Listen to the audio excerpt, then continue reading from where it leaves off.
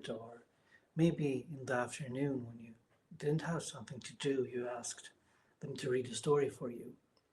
I have relatives with kids, and sometimes they tell me to tell them a story about something. So I was starting to think about this need for stories. Why do we need stories, especially on this channel where I talk a lot about different kind of stories? And I have some ideas about why we need stories, but I'm curious to hear your ideas why you need stories, because you might have different views than I have. From my perspective, the need for stories had to do when I was small, to maybe escape a bit from sometimes a harsh reality. The books became my friend and the stories became my friend. Later, I actually met people who also read the same stories, such as Lord of the Rings or any other kind of story like Narnia.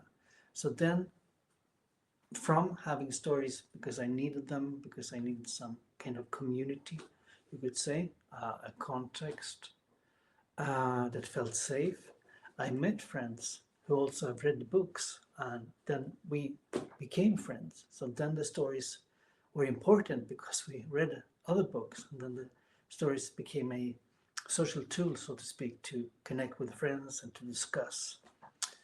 Um, I think from that point of view, stories can have a existential purpose when you are seeking or when you are feeling alone, but then the stories as well can have a community purpose, tying people together. Uh, if we look at stories, especially mythological stories, they tell us a lot about how things were created. It's not difficult to imagine someone living in the world in our present time, or maybe back when the humanity was young, asking why is the sun there, or why does it rain? So maybe stories had this kind of cultural importance as well, creating, as I say, lore for humans, even if it's not fantasy lore. Stories can also tell us about why we have traditions, the reasons behind them. If we ask, why is the sun existing? Why is the sun there up in the sky? Is there a moon? Then it's not so far to come to who has created all this. Is there gods, for example, or are there heroes, for example? Sometimes we need stories because we feel without hope.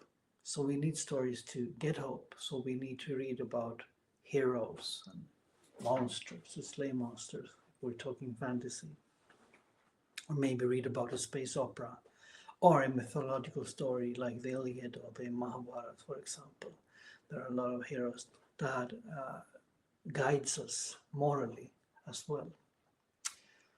There are many reasons for telling a story and also for wanting to listen to a story. It can also be the fact that you just want to relax. You've had a stressful day and want to just listen to a story that can give you comfort or maybe give you humor, for example.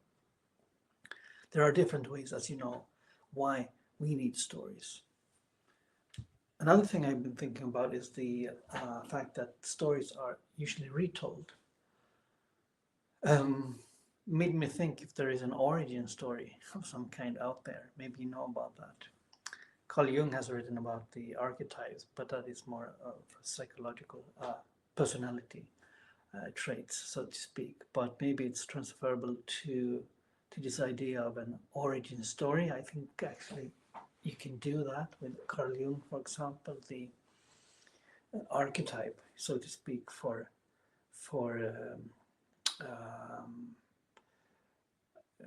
the creation and the essential need for humans to belong. So I think stories can have this thing of belong to something. If we share the same story, we belong to something.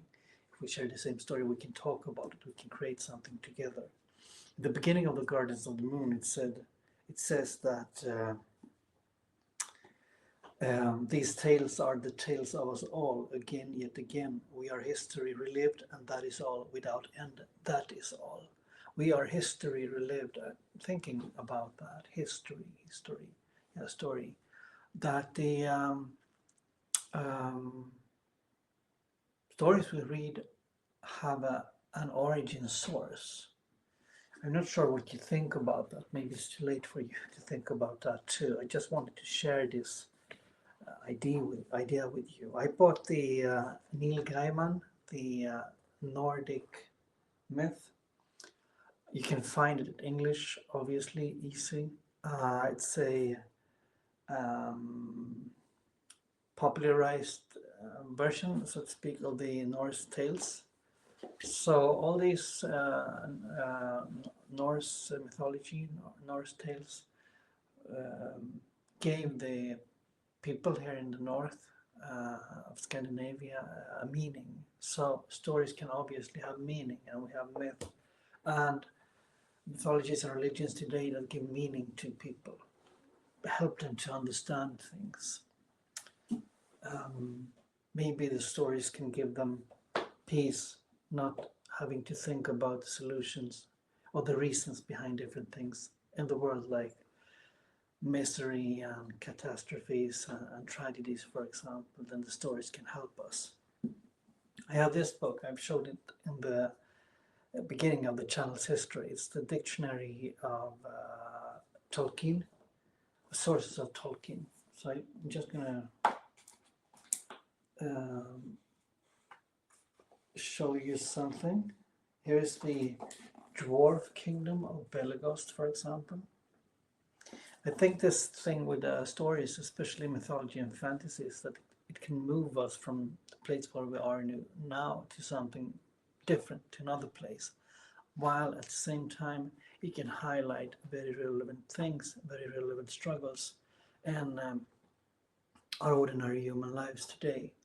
So I would argue that the stories, especially of fantasy, of folk tale and mythology, they feel a very existential purpose.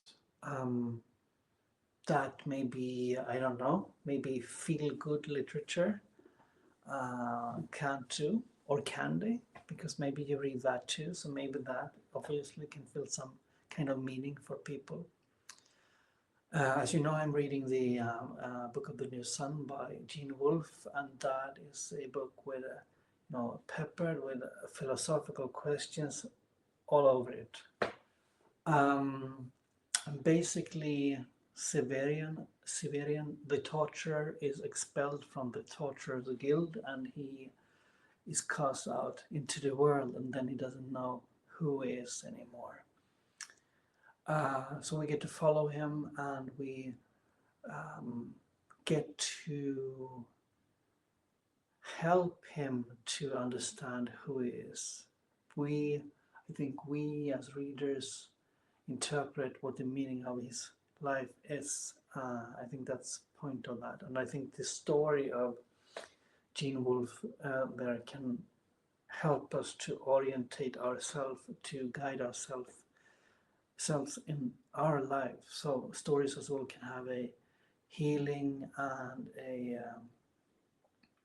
searching, seek for a spiritual seeker, a spiritual meaning as well. Obviously, stories can have that because we have all the stories from myth and folklore. So stories bind us together. They build culture. They build community, but they also help us when we might feel lonely from time to time. So that was my thoughts on why we need stories. So I want to hear your thoughts on why you think you need stories.